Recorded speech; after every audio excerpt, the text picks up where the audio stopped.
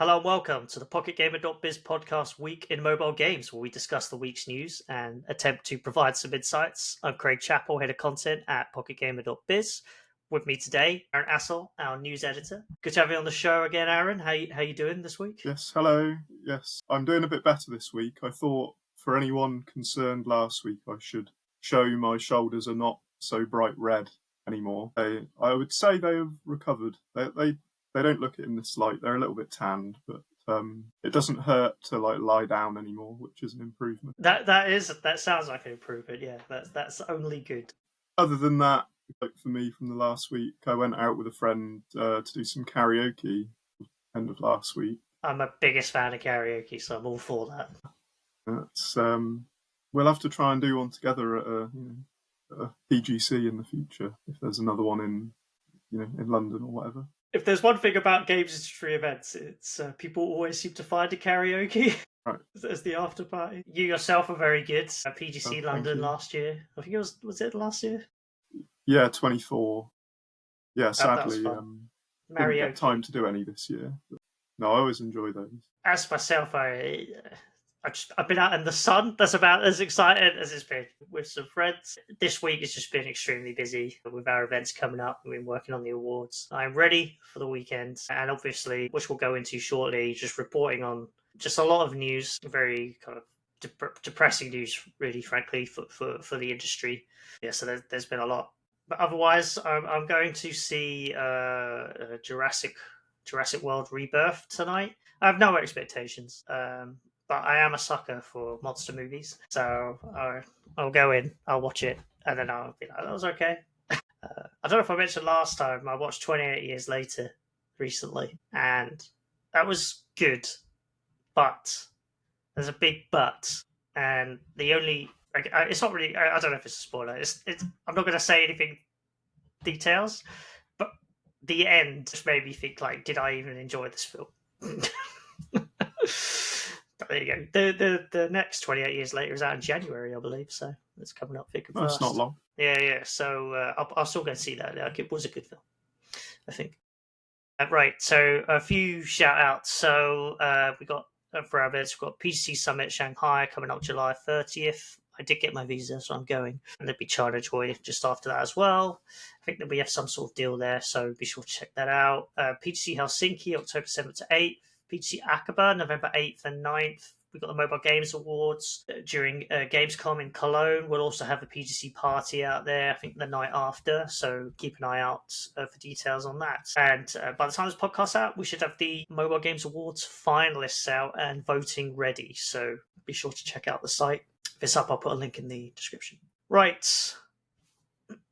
So obviously the big news we're going to cover is the news this week that was coming. We all knew it was coming, how bad it's going to be. It's the Xbox layoffs. And it's a total disaster. And I'm going to go through a few bits. I want to cover kind of the news, what I think it means for mobile, and that includes some other news that's come out over the past couple of months. How does this help studios? How does this help the studios and Xbox's future? And just a communications disaster as well. Like, that it was handled so shockingly poorly, but I'll go into why on the messaging and how they dealt with journalists. So the news is, the wider news is that Microsoft is enacting 9,100 layoffs, which is 4%, allegedly. Microsoft has disputed this, but then I'll go into the comms disaster later. They won't make any clarification on this, on their rejection. As far as I'm concerned, what they're saying doesn't mean anything. So, yeah, the reporting is, and this was the Seattle Times, the CNBC, 9,100 staff are going to be let go from Microsoft, which is about 4% of the company, based on last year, they reported to have 228,000 staff. There might have been layoffs since then, so it could even be a higher percentage. Microsoft says low. Because there's so many to go through. I'll try and go through them I'll just go through some of the top line ones quite quickly. Bloomberg reported that people familiar with the plan said King is cutting 10% of its staff, which would be approximately 200 employees. So we've reached out to King, they haven't got back. Other divisions impacted included kind of ZeniMax in Europe and the US. So the marketing team was cut. There's been reports, the Video Games Chronicle, IGN, and others have had kind of reports. So Sea of Thieves developer Rare has seen some layoffs. Someone I think that worked on like the first Banjo-Kazooie is gone. They've cancelled Everwild, which is, I guess, been stuck in development hell for a long time. That's gone. Allegedly, Turn 10 does the Forza games, not Forza Horizon, which is Playground. Turn 10. Forza, they've laid off 50% of staff. The Initiative is closing, and development on Perfect Dark is ending. So that's been in development hell. But they did bring on Crystal Dynamics to help with that, and they did show a trailer last year, and you kind of thought, I thought that development must have been doing pretty well at that point, but obviously it wasn't shown in a recent showcase, and they've just decided to nix it incredibly. And then there's just like loads of other layoffs on other teams. It's all a bit messy. Raven Software was one that was hit, so they work on Call of Duty. That's a surprise, considering the whole reason you buy Activision really is for Call of Duty. Layoffs at one of those studios. Crazy. And then last night we had Blizzard. They've ended new content development on Warcraft Rumble, and there's been layoffs at the studio. There wasn't any clarification on how many staff, so Blizzard actually made an official statement about that game. According to Aftermath, Blizzard cuts are about 100 staff. I'm not sure how many of that is specifically with the Warcraft Rumble team. I'd be surprised if there was that many working on that game. I believe that's just kind of across the studio, and I think they did say it also affected kind of the marketing and customer service teams there. So all of that is just absolute disaster, right? So I guess now you kind of go on to, I guess first I'll go, what does it mean for Xbox itself and its future? And I think this just is like Game Pass is obviously a total failure. I think Phil Spencer, when he came in, you could argue in many ways he had an impossible job.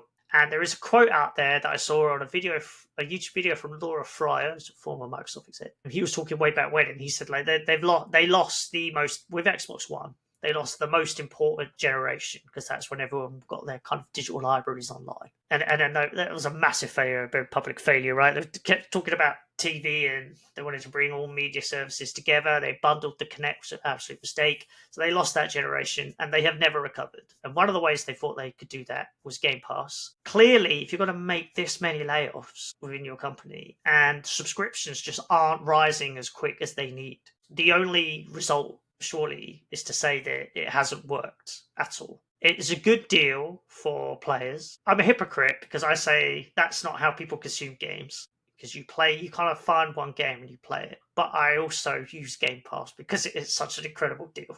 Like for certain games that I want to play. Can't dispute it. If you want to play Call of Duty or Clair Obscur, I can just get those for a small fee each month. But for developers, like it's just totally destroys any value in all the studios that they have internally. You know, you're going to release $1 billion franchise in Call of Duty and you just throw it up on Game Pass. And since that acquisition, I mean, you were saying before this, Aaron, when we were talking just a bit before. So previously they made layoffs specifically to do with the Activision Blizzard acquisition, which was 1,900 layoffs. I can't remember. I think they even said they weren't going to do this. But they did. And then in September, I think across Xbox, 650, like you were saying, Aaron. And now we don't know how many, hundreds, maybe thousands. The strategy doesn't make any sense to me. You've destroyed value in your top IP. And even after buying Activision and getting Call of Duty, there doesn't seem to have been such a massive surge in Game Pass subscriptions that I've noticed. I'm sure there was, but like not just to a massive degree that suddenly you think that $69 billion was worth it, right? It hasn't worked out that way. Over the past decade, Microsoft has destroyed the value of their biggest IPs. Gears of War is not what it was. Halo is not what it was. I worry about other franchises that they have. They've just kind of squandered. I mean, this is an Activision issue, but they also kind of squandered some of their big IPs like StarCraft. You know, that used to be huge. I'm a big fan. StarCraft 2, and that's just been squandered. That's basically on its last legs now. And it should be kept up by esports, but they're just not interested. So how does it help? How does all of this help Microsoft's future? I don't understand. So if I look at it, you're just about to go into the next console generation. Does laying off 50% of the Turn 10 team help that studio make the next Forza game for your next platform and then make another game after that? If they could do it with half the team, they would have done it with half the team, surely. Just doesn't make any sense. And it actually is a bit of an insight into, I think, that and many of the other layoffs and cancellations, is that why has this happened at once? Obviously, technically there've been layoffs, a number of layoffs over the past couple of years. But like with this, like why was the decision to cancel Warcraft Rumble taken yesterday when it was kind of it was very visible 6 months ago, a year ago, whatever, that it wasn't a success? Other studios would have just cut that straight away and said, we're going to focus on something else. Why does it take this long to make these decisions? You could say that Everwild and maybe even Perfect Dark, they were stuck in development hell. So someone has made the decision finally to go, look, we're going to have to cut our losses. This isn't working. So you could applaud that decision one way, but then it got to this point. It got so far. What was Everwild? Was that 10 years? Perfect Dark? I don't actually know, 5, 6, 7, 8 years, whatever, a reboot of that. These decisions surely should have just happened sooner. And now I just don't know. It's hard to see what the strategy is moving forward. And then they've come up with a load of nonsense that I'll go into in a minute. It's kind of really flaky words that don't mean anything from the executive team. So I think they don't really set Xbox up well for future success as a hardware platform. I think they're just going to really struggle with that.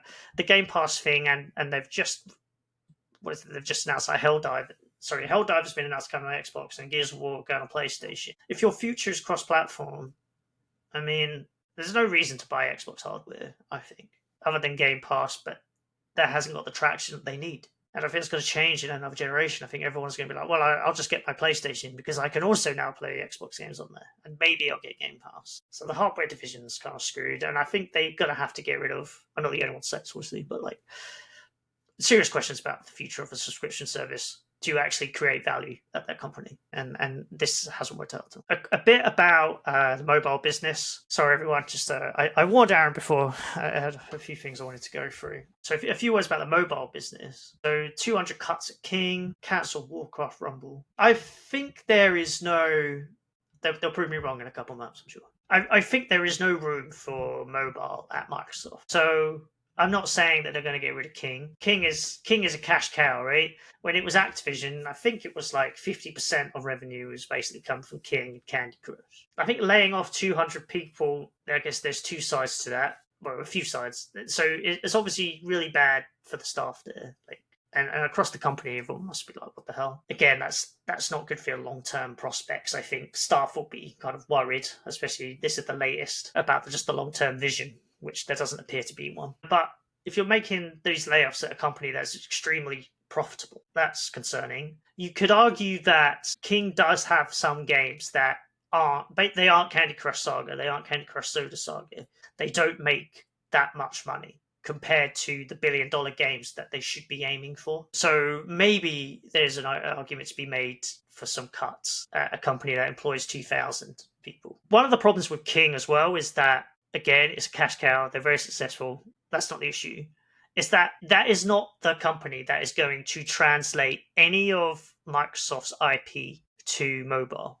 They just can't do it. They were going to make that Call of Duty game announced many years ago. And big announcement. I think they were hiring in as a guest. I think it was in Sweden. And we never heard of it again, right? Because they can't do it.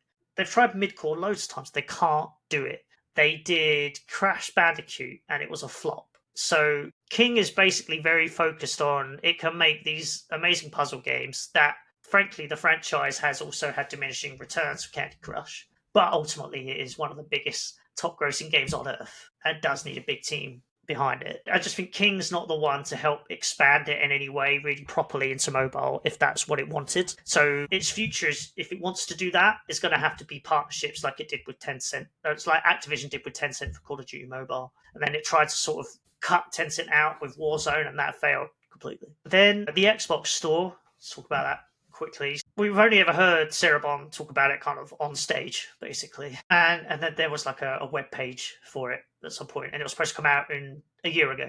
Didn't happen. They've since blamed Apple, which you could argue fair enough. Apple has made it extremely difficult for other stores to come up, etc. I've always thought that just sounds like a bit of an excuse, to be honest. And now with the US ruling and potentially the DMA, but with the US ruling that actually cracked open the App Store to allow anyone to freely link to their own web shop, does it make sense for Microsoft to have an App Store?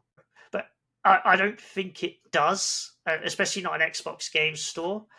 It doesn't make sense to me that you're not going to be able to get enough people to download that. I don't think for mobile publishers already, there's no incentive for them. I think unless it's just a discovery play to put their game on there, and it'd have to be a pretty low fee that Microsoft would charge. Maybe that's one way it could work, but is that going to be interesting enough for Microsoft? So I'll need 10% cut and we'll give you this. Is that interesting at that level? I don't think so. I feel like that whole plan is probably going to be scuppered. It might come out this year, and then we'll judge it on how it performs, but I'd be surprised. And then Microsoft's whole cross-platform play, to bring it to mobile, and if you do that through cloud, that doesn't make any sense either. You don't want to play Halo on your mobile. You just don't, right? It works with a Genshin Impact, with PUBG Mobile, when they're kind of built with mobile in mind, right? And even then, they can be a bit clunky compared to a controller or a keyboard. But they do actually make it work. But you see games like Resident Evil coming out on mobile.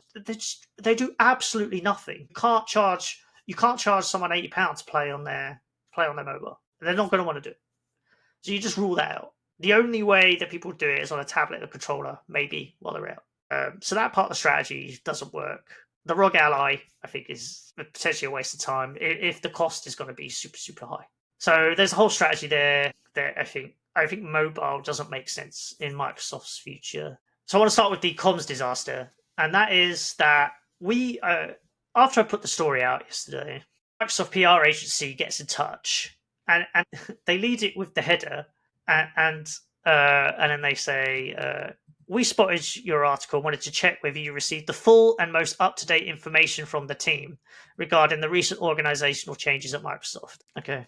I mean, I don't think they were sending that. In particular, there are a couple key clarifications that we'd like to reflect for accuracy. They give me an official statement. We continue to implement organizational workforce changes that are necessary to position the company and teams for success in a dynamic marketplace. Microsoft spokesperson. That tells you absolutely nothing. There's absolutely nothing. This is a multi-trillion-dollar company.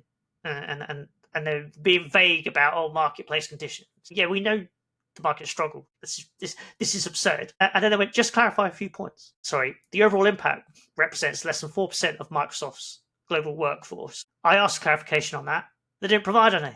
Their response after that, I said, is 4% actually inaccurate? So what is the percentage? Is the 9,100 figure wrong of layoffs at Microsoft? How many staff does Microsoft employ? How many people in the games division are you laying off? Because they said, while gaming is impacted, it is not the majority. No specific team breakdowns will be provided out of respect for those affected. Out of respect. Especially after, after, if they said they reached out to clarify and make sure all the information's accurate, and then they don't want to provide you with information. Yeah. So what's wrong? You're not giving me. It makes them sound like they don't know, which I don't think they did. The agency, which fair to them. The whole thing sounds like there was no prep involved, frankly. Some of the executive team, obviously, but then the rest, they're just like, okay, here you go. Jesus, you need to all sort this.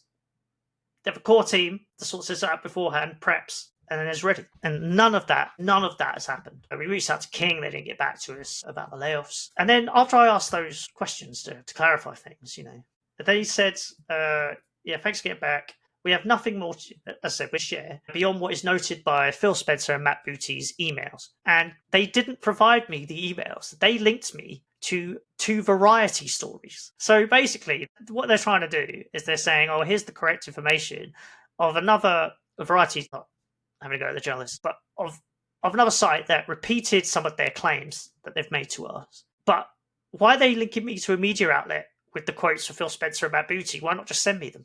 It's insane. It's insane. So that, again, is very little prep.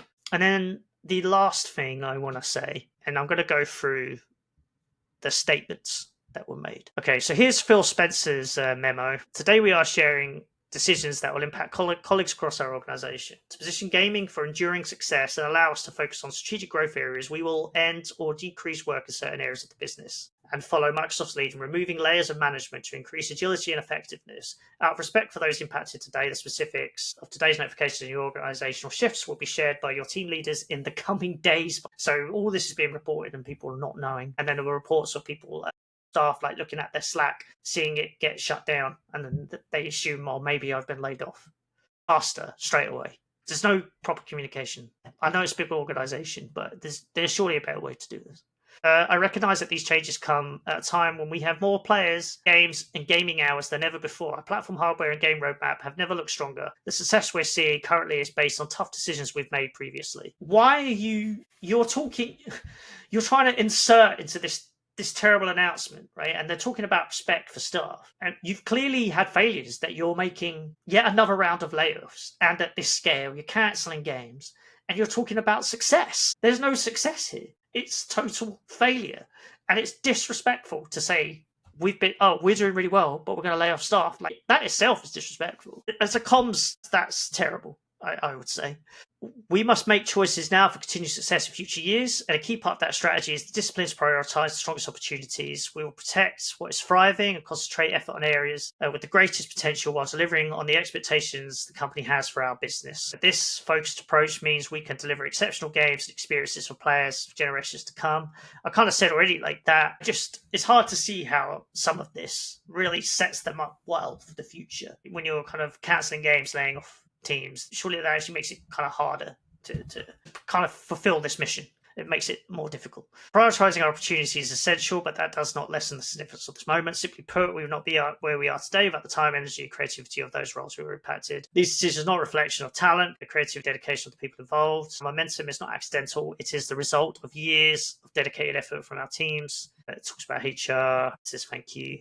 And then so this is Matt Booty's internal statement. So following Phil's note, I want to share this. We made the decision to stop Perfect Dark and Everwild. We're closing the initiative. These decisions, along with other changes across our teams, reflect a broader effort to adjust priorities and focus resources to set up our teams for greater success within a changing industry landscape. We do not make these choices lightly, as each project and team represent years of effort, imagination, and commitment.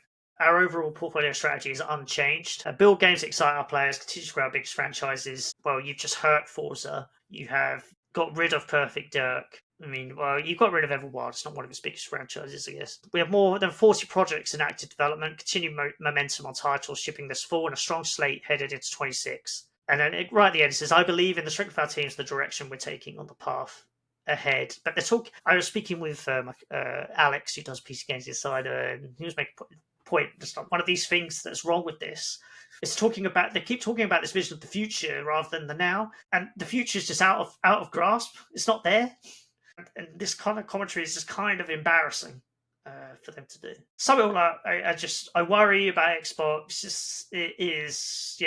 It's all been a failure, really. He had an impossible job, but the direction they've gone in has not worked out since Phil Spencer took charge. I can't see it really what's going to change other than being a games publisher moving forward. Hard to know.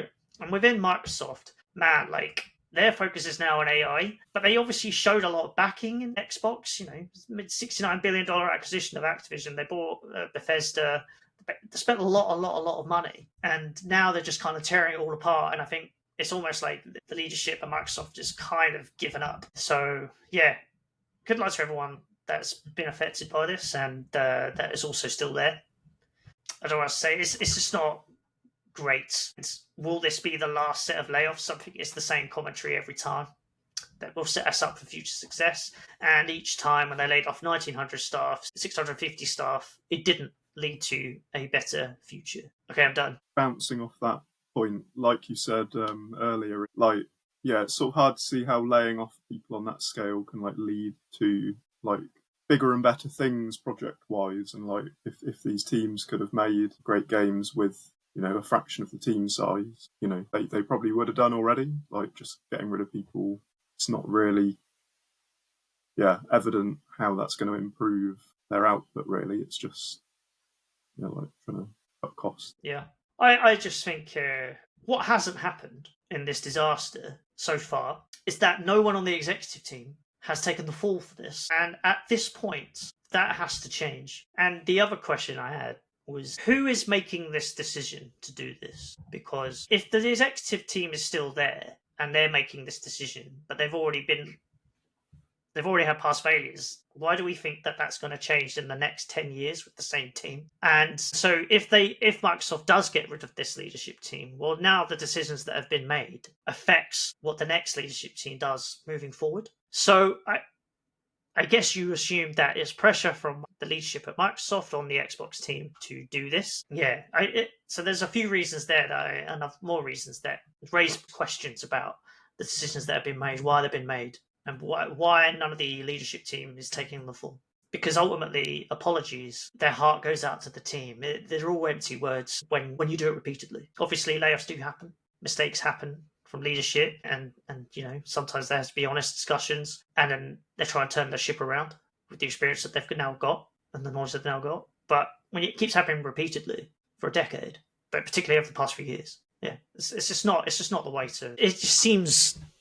I just don't know where Microsoft's going. Okay, so that's Microsoft. But we can close out, Aaron. You've got a couple of stories that were quite interesting. Yeah, so in a bit of kind of brighter news, Angry Birds Bounce has just launched today, as of us recording this, so July 3rd. Before its release, I had the chance to speak with Brian Cook, the game lead. So we talked about quite a few interesting subjects, like the game's kind of brick breaker direction, which is a first for Angry Birds, kind of them developing it for Apple Arcade, so it's an exclusive to Apple's subscription service, and particularly we also discussed developing the game under Sega. This is the first Angry Birds game to really have been developed since the acquisition. Apparently it got greenlit like a few weeks before the deal went through with the Rovio acquisition. So yeah, it was quite interesting hearing about that in particular. So obviously, they'd just started work on Angry Birds Bounce. Apparently,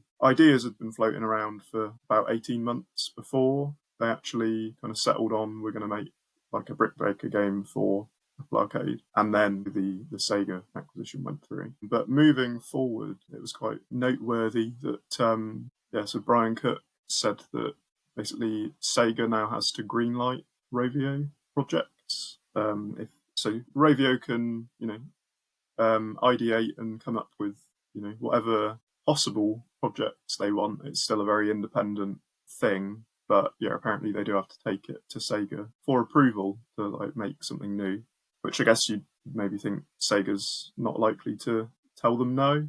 I would imagine they might not have bought them if they didn't think they know what they're doing. But it is, I think, quite noteworthy that is a thing now that they have to do.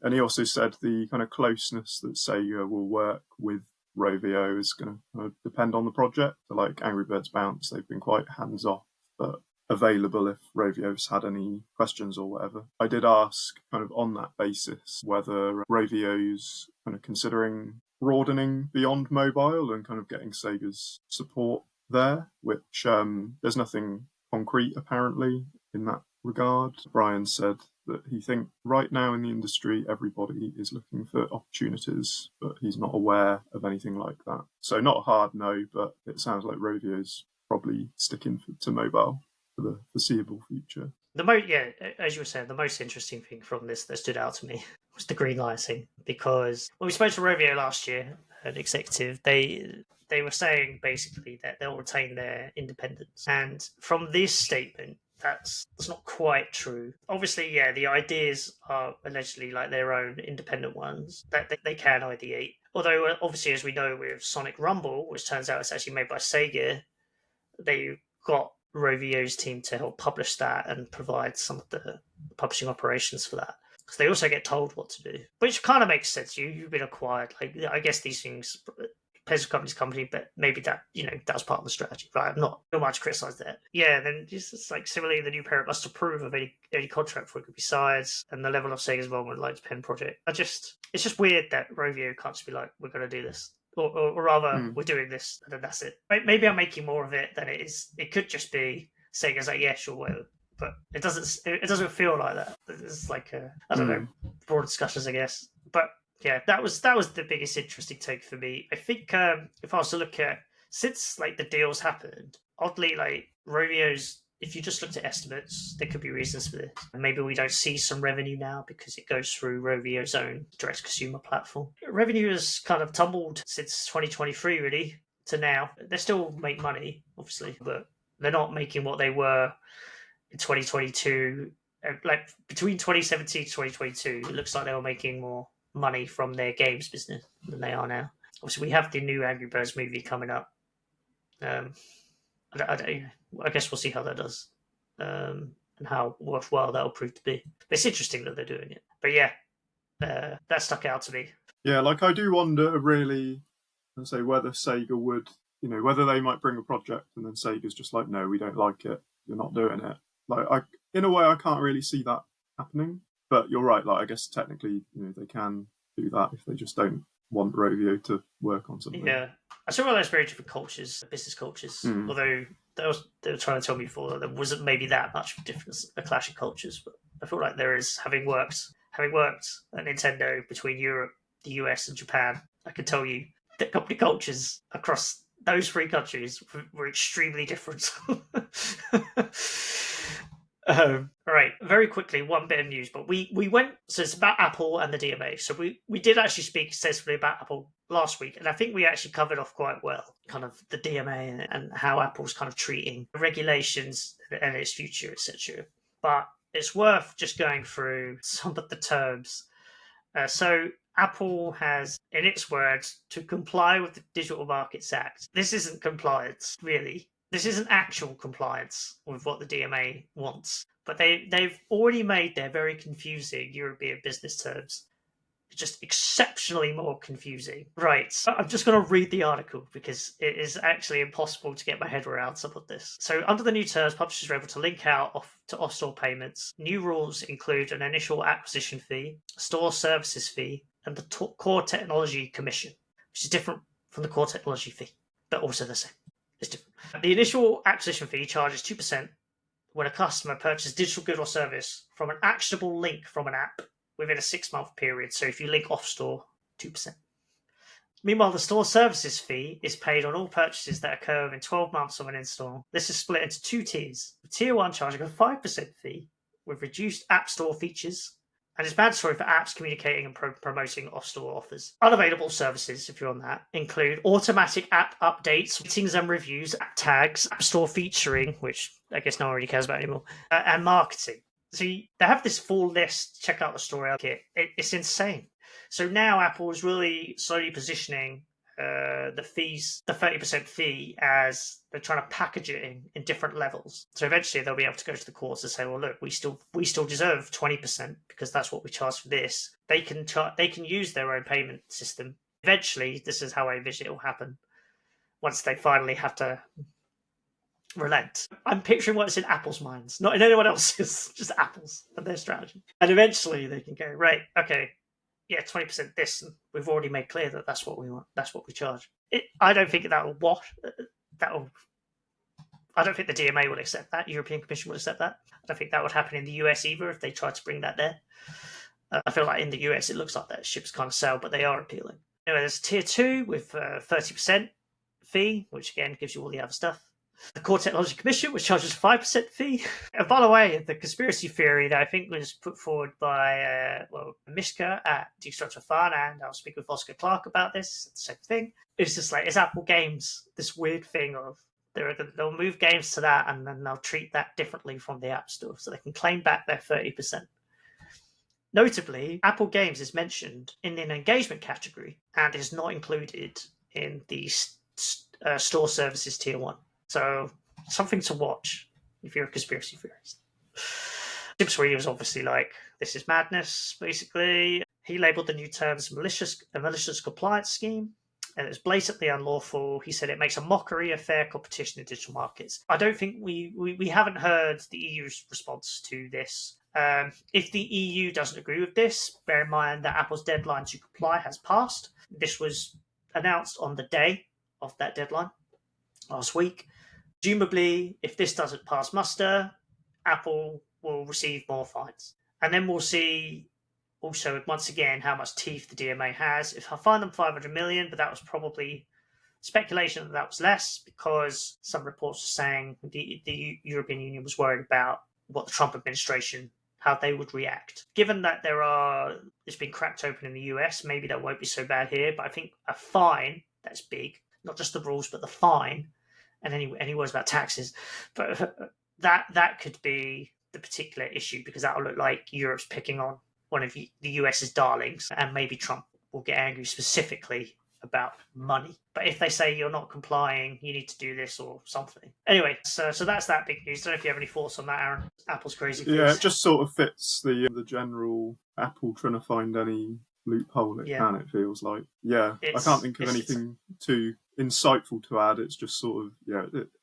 it's in line with what they've been doing the whole way through. Yeah, it's just Apple being Apple, and it's just going to go on and on. They're never going to relent. You could argue that they can't ever. In some ways, they can't relent. Maybe be a shareholder uprising. I'm looking at stuff about how much, like, they're making this massive thing of the App Store, and it obviously makes an enormous amount of money. But in terms of the whole business, how really significant is that? That brings us to the end of the Week in Mobile Games podcast. Thank you, Aaron, and everyone listening if you did stay, for staying for my long monologue about Xbox, but it's a really, really important topic, and I wanted to get across a few insights, especially on the comms side. So, I've worked in journalism since 14 years nearly, and I've also had a little bit in PR, most on the content side, and some marketing. So, I've seen some sides of this, and none of that communication was how I would do it. Right.